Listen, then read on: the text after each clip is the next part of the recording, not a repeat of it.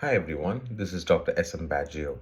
Today we are going to speak about Matthew Arnold Land's work, The Functions of Criticism, a transformative essay from 1865 that laid the foundation of modern literary criticism and fundamentally refined the critic's place in society.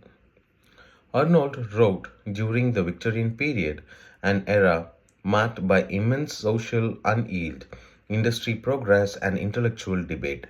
Amid these changes, literary criticism was evolving from mere book reviewing into a discipline deeply concerned with culture and ideas. Arnold's pioneering sociology approach signaled a new series in how writers and readers engage with literature. For Arnold, criticism is far more than simple passing judgment on works of art. He defines it as a indistinct endeavor to learn and propagate the best that is known and thought in the world. At its heart, criticism is about the discrimination of profound, true ideas that raises the level of public discourse and broaden intellectual understanding. Arnold's definition insists on the importance of impartiality. Critics must approach text free from personal bias, historical ancestry, and fleeting trends, strives to the true objectivity. Their impact stands in essential for propagating ideas that change society and enlighten readers.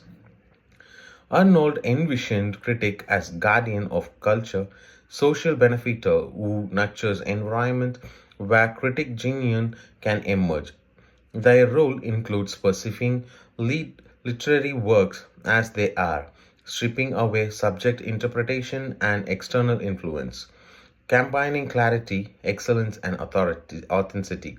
Prepare the literary grounds for future masterpiece by elevating standards and fostering intellectual curiosity. Critics, he argued, served both literature and society.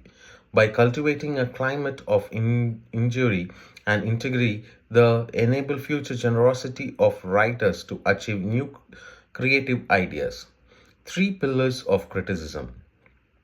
Arnold outlined three fundamental functions of criticism: deep understanding, wide communication, nurturing culture. Critics must have literary, subtle nonsense in interpreting work which has insight and rigor. They should convey complex literary and philosophical concepts in way accept to the broad audience. Nurturing criticism and criticism ultimately goes into the frost culture that supports the creation and appreciation of great work.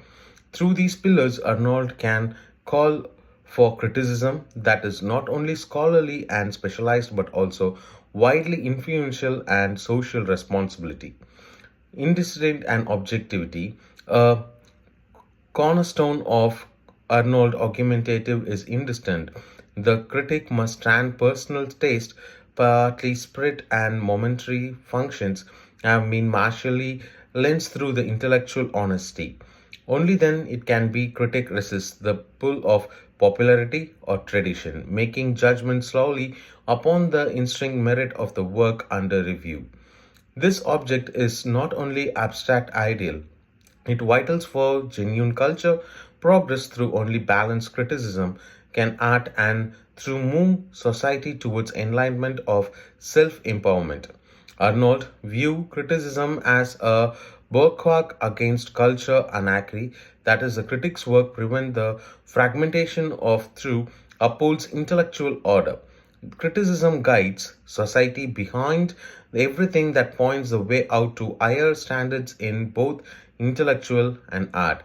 It is by inspiring perfection, by establishing rigorous benchmarks and sense of artistic discipline that criticism prepares society for great ideas achievement. Arnold believes it atmosphere and excellence was necessary for truly masterpiece of this pronounce. With this, we can see how it is being used in today's criticism.